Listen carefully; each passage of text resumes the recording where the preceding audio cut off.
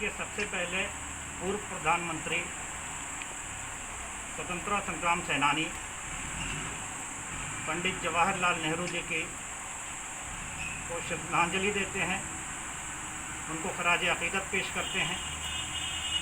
और ये जो कार्यक्रम है, जिस तरह से भारतीय जनता पार्टी की सरकार लगातार श्रमिकों की मदद करने वाले लोगों पे दमन कर रही है, दमनकारी रवैया अख्तियार कर रही है, खुद तो श्रमिकों को अनदेखी कर रही है।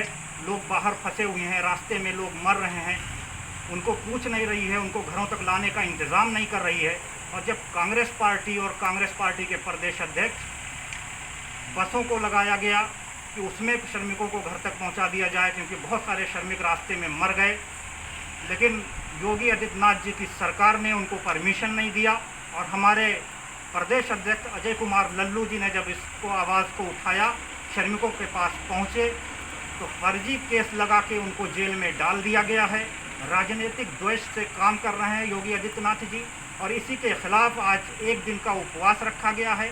और हम लोग ये मांग करते हैं कि जल्दी से जल्दी अजय कुमार लल्लू जी पे लगाए हुए केस को वापस करें, क्योंकि वो श्रमिकों की मदद कर रहे थे, हिंदुस्तान को मदद कर रहे थे, उन श्रमिकों की मदद कर रहे थे जिन्होंने हिंदुस्तान को खड़ा करने में अहम भूमिका निभाई है। इसलिए उनके सारे केस वापस किए जाएं और तुरंत उनको रिहा किया जाए। इसी को लेके आज एक दिन का उपवास भी है, और इसी के लिए हम लोग पूरे दिन यहाँ पे बैठे हैं। तो जिस तरह से प्रवासी मजदूर रास्ते में मर रहे हैं, उस पर क्या कहेंगे? देखिए, पूरा भारतीय जनता पार्टी की सरकार का फेल्योर है। ये गरीबों के लिए साथ में खड़े होना चाहते नहीं हैं, और ना ही ये सरकार कभी गरीबों के साथ खड़ी हुई है। अगर इनको कर्ज भी माफ़ करना होता है तो अपने उन चंद दोस्तों का करते हैं जो कारपोरेट घरानों के होते हैं, जो डिफ़ाल्टर्स हैं, जो देश छोड़ के भाग चुके हैं। हमेशा इन्होंने उन्हीं को फ़ायदा पहुंचाया है। और जब देश एक महामारी में संकट की घड़ी से गुजर रहा था, हमारे मजदूर भाई जो डेली कमाने खाने वाले थे, रास्ते में फंस गए, उनके खाने का इंतज़ाम नहीं था। ऐसे में उनके साथ खड़े होना था। कांग्रेस पार्टी ने डिमांड किया था कि 7,500 रुपया महीना कम से कम मजदूरों को दिया जाए, लेकिन भारतीय जनता पार्टी का दिखावा देखिए, या ये विडंबना कहिए कि 20 लाख करोड़ का घोषणा करते हैं और मजदूरों को 500 रुपये देने की बात करते हैं। और जब मजदूर ट्रेन से किसी भी तरह से आने की बात करते हैं तो उनसे 600 रुपये 700 रुपये किराया वसूला जाता है। तो ये किस लिए 20,000 करोड़ का पैकेज भारतीय जनता पार्टी ने किया है, इसका भी जवाब देश की जनता उनसे चाहती है।